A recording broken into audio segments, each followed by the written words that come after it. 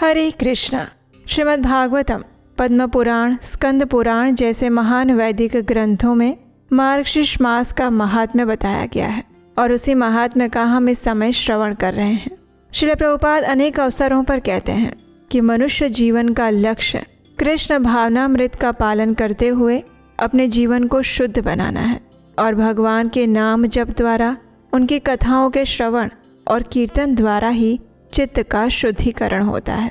और इसीलिए भगवान को प्रिय इस मार्गशीर्ष मास में हम सुंदर कथाओं का श्रवण कर रहे हैं। तो चलिए आज की हमारी इस मार्गशीर्ष मास कथा श्रृंखला को आगे बढ़ाते हैं और सुनते हैं आज की मार्गशीर्ष मास कथा को, क्योंकि जीवन का वास्तविक उद्देश्य यही है, भक्ति की गहराई में उतरना और ईश्वर से वास्तविक संबंध का अनुभव करना। आइए आज की कथा आरंभ करते हैं।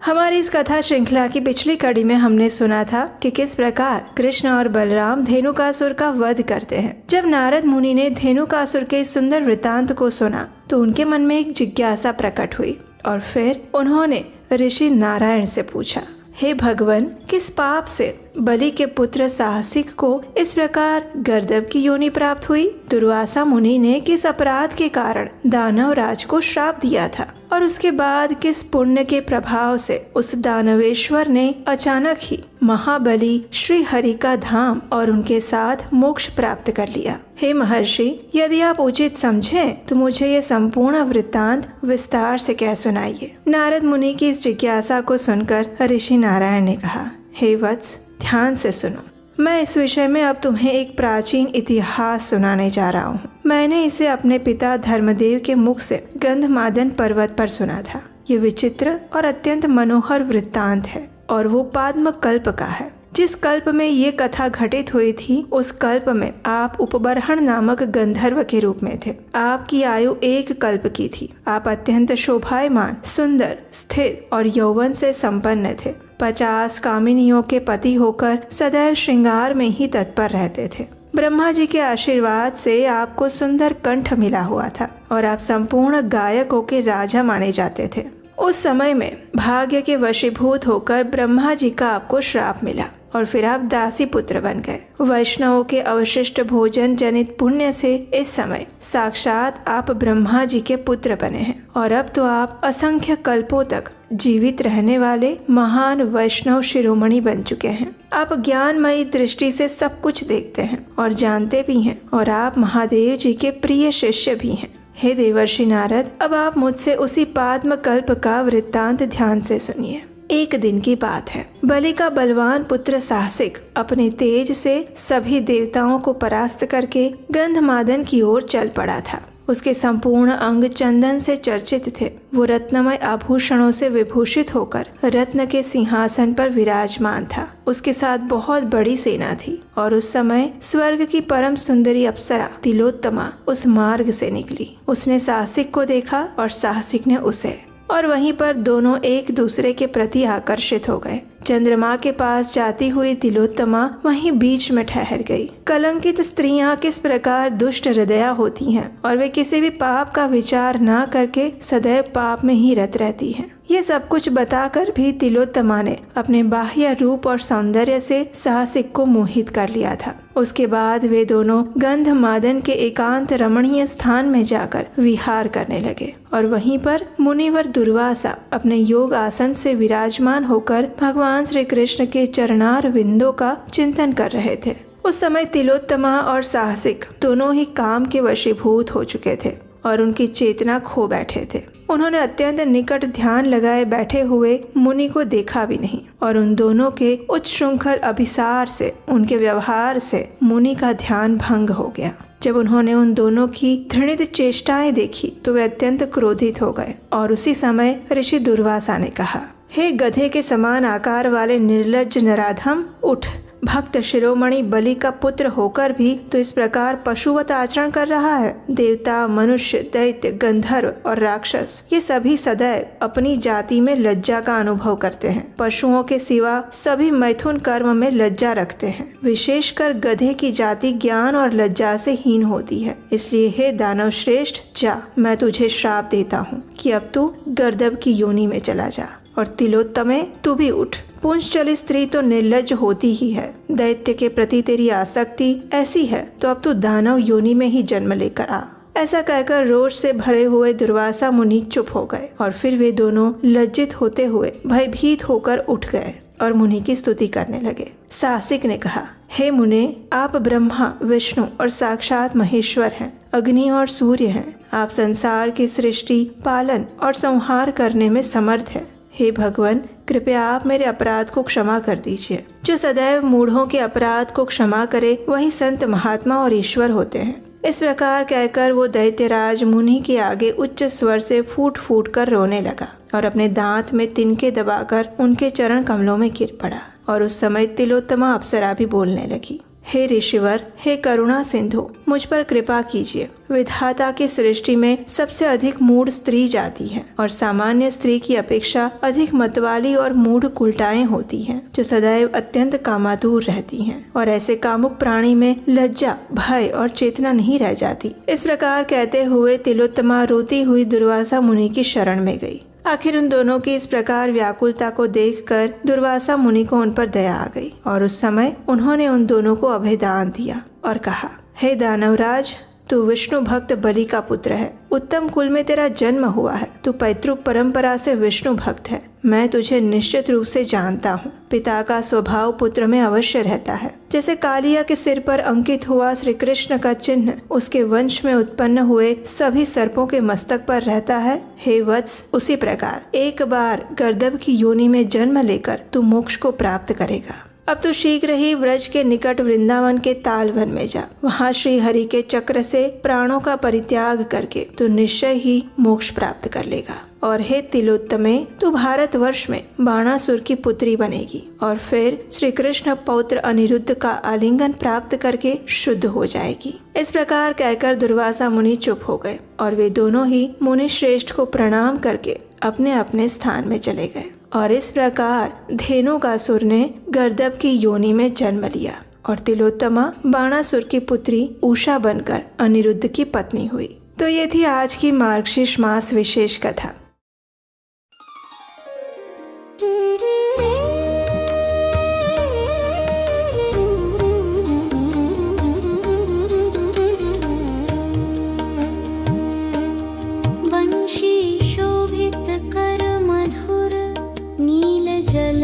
तन श्याम अरुणाधर जनु बिंबा फल पीतांबर शुभ साज।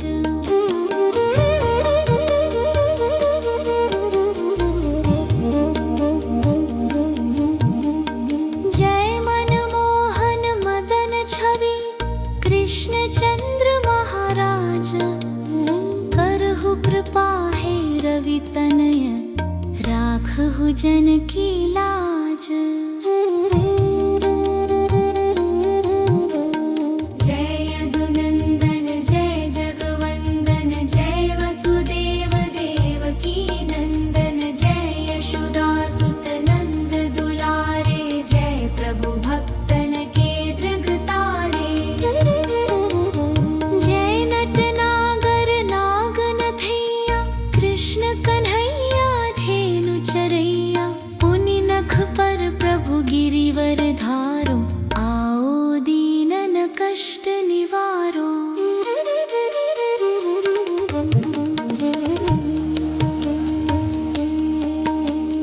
वंशी मधुर अधर धरि तेरी होवे पूर मनोरथ मेरो। आओ हरि पुनि माखन चाखो। आज लाज भारत की राखो। गोल कपोल चिबुक अरुणारे मृदु मुस्कान मोहिनी डारे। रंजित राजीव नयन विशाला मोर मुकुट वैजयंती माला। कुंडल श्रवण पीत पट आछे कटिकिम कर्णिका छन काछे। नील जलज सुंदर तनु सोहे छवि लखि सुर नर मुनि मन मोहे। मस्तक तिलक अलक घुंघरा कृष्ण बांसुरी वाले करि पय पान पुतन हितारयो अका बका कागा सुर मरयो।